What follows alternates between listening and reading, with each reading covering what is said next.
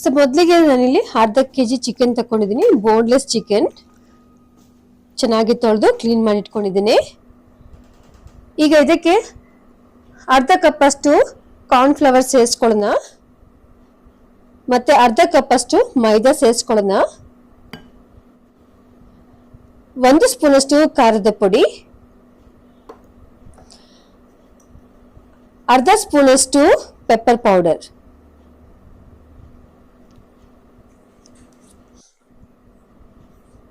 ರುಚಿಗೆ ಬೇಕಾದಷ್ಟು ಉಪ್ಪನ್ನು ಸಹ ಸೇರಿಸ್ಕೊಳ್ಳೋಣ, 2 ಸ್ಪೂನ್ ಅಷ್ಟು ಸೋಯಾ ಸಾಸ್ ಸೇರಿಸ್ಕೊಳ್ಳೋಣ. ಸೋಯಾ ಸಾಸ್ ಹಾಕಿದ್ಮೇಲೆ 1 ಮೊಟ್ಟೆ ಸೇರಿಸ್ಕೊಳ್ಳೋಣ. ಈಗ ಮೊಟ್ಟೆ ಹಾಕಿ ಚೆನ್ನಾಗಿ ಮಿಕ್ಸ್ ಮಾಡ್ಕೊಳ್ಳೋಣ. ಒಳ್ಳೆ ಕೋಟಿಂಗ್ ಬರುತ್ತೆ ಹೀಗೆ ಮಿಕ್ಸ್ ಮಾಡಿಕೊಂಡ್ರೆ ಸೂಪರ್ ಆಗಿ.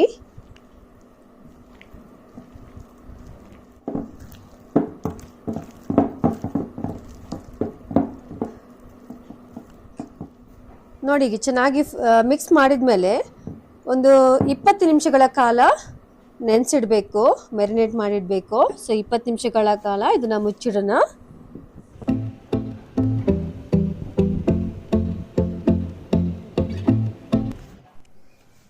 ಈಗ ಒಂದು ಪ್ಯಾನ್ ಅಲ್ಲಿ ಎಣ್ಣೆ ಕಾಯಿಸ್ಕೊಳ್ಳೋಣ, ಚೆನ್ನಾಗಿ ಕಾಯಬೇಕು ಎಣ್ಣೆ. ಈಗ ಚಿಕನ್ನ ಒಂದೊಂದೇ ಫ್ರೈ ಮಾಡ್ಕೊಳ್ಳೋಣ. ಹೀಗೆ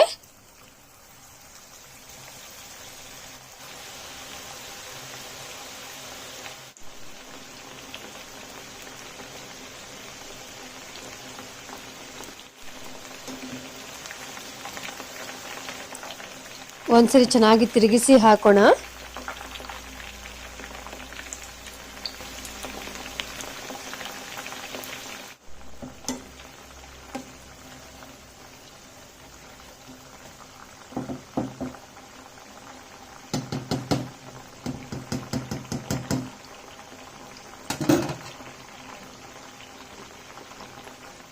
ಚಿಕನ್ ಬೇಯಲಿಕ್ಕೆ ಜಸ್ಟ್ 10 ನಿಮಿಷ ಮಾತ್ರ ಸಾಕು.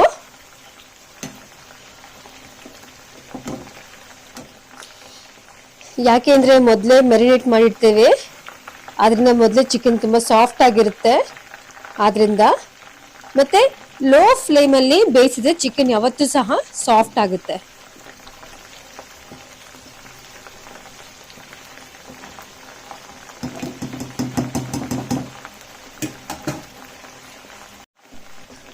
ಕಲರ್ ಸೂಪರ್ ಆಗಿ ಚೇಂಜ್ ಆಗಿದೆಲ್ಲ. ಸೊ ಈಗ ಬೆಂದಿದೆ ಅಂತ ಅರ್ಥ.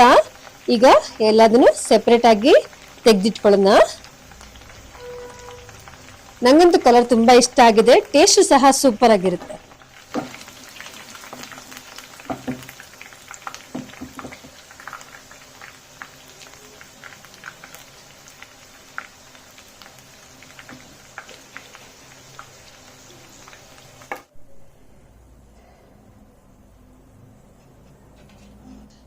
ಚಿಕನ್ ಈಗ ಸಂಪೂರ್ಣವಾಗಿ ಸೆಪರೇಟ್ ಆಗಿ ಇಟ್ಕೊಂಡಿದ್ದೀನಿ.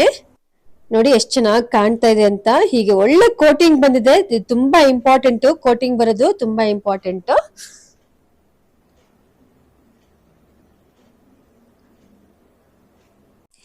ಈಗ ಅದೇ ಪ್ಯಾನ್ ಅಲ್ಲಿ 2 ಸ್ಪೂನ್ ಅಷ್ಟು ಎಣ್ಣೆ ಹಾಕೊಂಡ್ರೆ ಸಾಕು.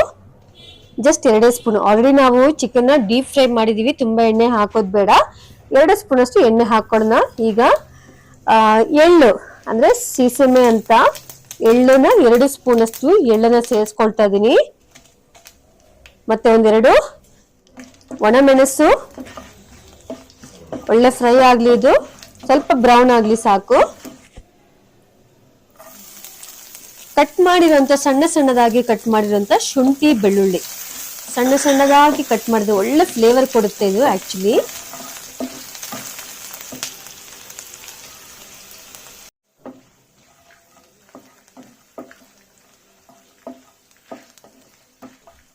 ಒಂದು ಕಟ್ ಮಾಡಿರುವಂತ ಈರುಳ್ಳಿ ಸಣ್ಣದಾಗಿ ಚೆನ್ನಾಗಿ ಫ್ರೈ ಆಗ್ಬೇಕು, ಸ್ವಲ್ಪ ಬ್ರೌನ್ ಆಗದೆ ಸಾಕು.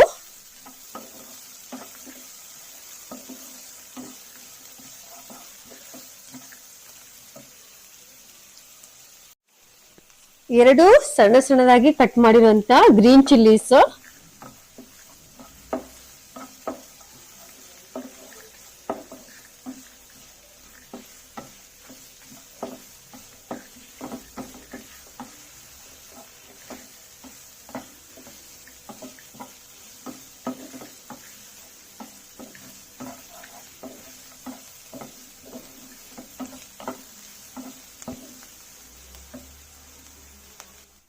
ಈರುಳ್ಳಿ ಸ್ವಲ್ಪ ಬ್ರೌನ್ ಆದ್ಮೇಲೆ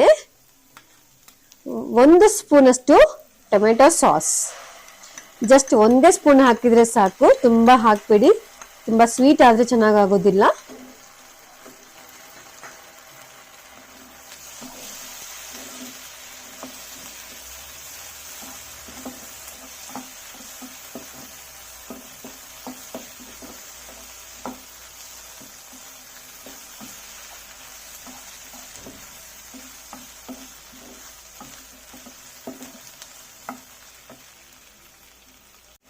ಈಗ ಮತ್ತೆ 1 ಸ್ಪೂನ್ ಅಷ್ಟು ಸೋಯಾ ಸಾಸ್ ಸೇರಿಸ್ಕೊಳ್ಳೋಣ, ಮತ್ತೆ ಫ್ರೈ ಮಾಡ್ಕೊಳ್ಳೋಣ.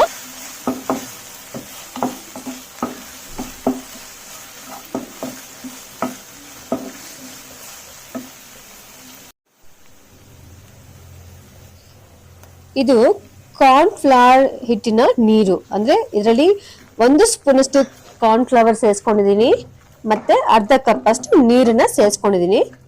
ಸೊ ಕಾರ್ನ್ ಫ್ಲವರ್ ಹಾಕಿದ್ಮೇಲೆ ಈ ಗ್ರೇವಿ ಸ್ವಲ್ಪ ಥಿಕ್ ಆಗುತ್ತೆ, ಅದೇ ತುಂಬಾ ಟೇಸ್ಟ್ ಆಗಿರುತ್ತೆ ಆಕ್ಚುಲಿ. ನೋಡಿ ಕಲರು ಬೇಯ್ತಾ ಇದ್ದಂಗೆನೆ ಕಲರ್ ಆಟೋಮೆಟಿಕ್ ಆಗಿ ಚೇಂಜ್ ಆಗ್ತಾ ಇರುತ್ತೆ. ನೀವೇನು ಕಲರ್ ಏನು ಹಾಕೋದು ಬೇಕಾಗಿಲ್ಲ, ಸೋಯಾ ಸಾಸ್ ಹಾಕಿದ್ರಿಂದ ಕಲರು ಆಟೋಮೆಟಿಕ್ ಆಗಿ ಚೇಂಜ್ ಆಗಿರುತ್ತೆ. ಮತ್ತೆ ರುಚಿಗೆ ಬೇಕಾದಷ್ಟು ಉಪ್ಪನ್ನು ಸಹ ಸೇರಿಸ್ಕೊಳ್ಳಿ. ಈಗ ನಾವು ಫ್ರೈ ಮಾಡಿರುವಂತ ಚಿಕನ್ನ ಸೇರಿಸ್ಕೊಳ್ಳೋಣ. ನಾನಿಲ್ಲಿ ಅರ್ಧ ಅಷ್ಟು ಚಿಕನ್ ಹಾಕ್ತಾ ಇದ್ದೀನಿ, ಅಂದ್ರೆ ಲೆಕ್ಕದಲ್ಲಿ 1/4 kg ಚಿಕನ್ ಅನ್ನು ತೆಕ್ಕೊಳ್ತಾ ಇದ್ದೀನಿ, ಬೋನ್ಲೆಸ್ ಚಿಕನ್ ಅನ್ನ. ಒಳ್ಳೆ ಫ್ರೈ ಆಗ್ಬೇಕು, ಡ್ರೈ ಆಗೋ ತನಕ ಚೆನ್ನಾಗಿ ಫ್ರೈ ಮಾಡ್ಬೇಕು, ಹೀಗೆ ಬಿಡದೇನೆ.